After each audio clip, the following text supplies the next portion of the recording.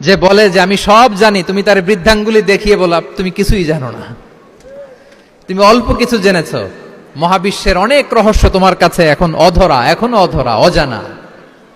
ওয়া ফাওকা কুল্লি যী ইলমিন আলিম, জ্ঞানীর উপরও জ্ঞানী আছে, জাননেওয়ালার উপরও জাননেওয়ালা আছে।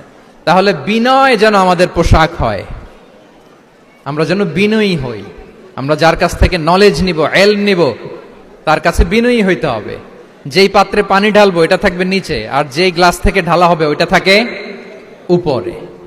মুসা আলাইহিস সালাম একবার বনি ইসরাইলের মাঝে আলোচনা করছিলেন, হঠাৎ এক লোক বলে যে ইয়া নবী আল্লাহ মান আ'লামু ফিল আরদ, বর্তমান পৃথিবীতে সবচেয়ে বড় জ্ঞানী কে? তো মুসা আলাইহিস সালাম খুব বেশি ভাবনা চিন্তা না করে বলে ফেললেন আনা, আমি সবচেয়ে বড় জ্ঞানী। এটা ভুল বলেন নাই, কারণ যাকে আল্লাহ তাআলা ওহির জ্ঞানে ধন্য করেন তিনিই তো সবচেয়ে বড় জ্ঞানী। আনা, আমি সবচেয়ে বড় জ্ঞানী। তো আল্লাহ তাআলা এই রেসপন্সটা, এই আনসারটা পছন্দ করেন না। আল্লাহ তাআলা চাচ্ছিলেন মুসা আলাইহিস সালাম যদি বলতো যে আল্লাহই ভালো জানে বা আল্লাহু আ'লাম, আল্লাহই সবচেয়ে জ্ঞানী, এটা আল্লাহ পছন্দ করতেন। তো উনি যখন বলে ফেলছেন আমি, আল্লাহ বলে না মুসা, তুমি যে বলে ফেললে আমি সবচেয়ে বড় জ্ঞানী, তুমি তো সবচেয়ে বড় জ্ঞানী নও, তোমার চেয়ে বড় জ্ঞানী আছে। শুনে তো মুসা আলাইহিস সালাম অবাক, কি আমার চেয়ে বড় জ্ঞানী কোথায়?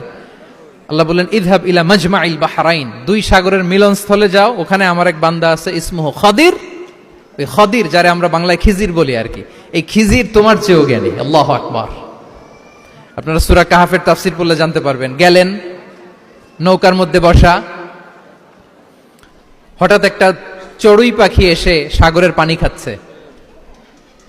অনেক, to make the long story short, বড় স্টোরিকে আমি ছোট করে বলছি। দুইজন নৌকায় বসা, একটা চড়ুই পাখি এসে সাগরের পানি খায়। তো খিজির আলাইহিস সালাম বললেন মুসা, চড়ুই পাখিটা দেখতে পাচ্ছ? মুসা আলাইহিস সালাম বললেন হ্যাঁ দেখতে পাচ্ছি। চড়ুই পাখি যে পানি খেলো এইমাত্র, এটা দেখেছো? হ্যাঁ দেখেছি। পানি খাওয়ার কারণে চড়ুই পাখির চঞ্চুতে, মানে ঠোঁটে যে একটু সাগরের ছিটে ফোটা পানি লেগেছে, দেখেছো? মুসা আলাইহিস সালাম বললেন হ্যাঁ দেখেছি। তো খিজির আলাইহিস সালাম বললেন এই যে সাগর থেকে, মহাসাগর থেকে পানি খাওয়ার কারণে চড়ুই পাখির ঠোঁটে সামান্য সাগরের ছিটে ফোটা পানি যতটুকু ঠোঁটে লেগে আছে, এটা হচ্ছে তোমার, আমার আর মহাবিশ্বে আমরা যারা আছি সবার জ্ঞান। আর এই পড়ে থাকা মহাসাগরের পানি হচ্ছে আল্লাহর জ্ঞান।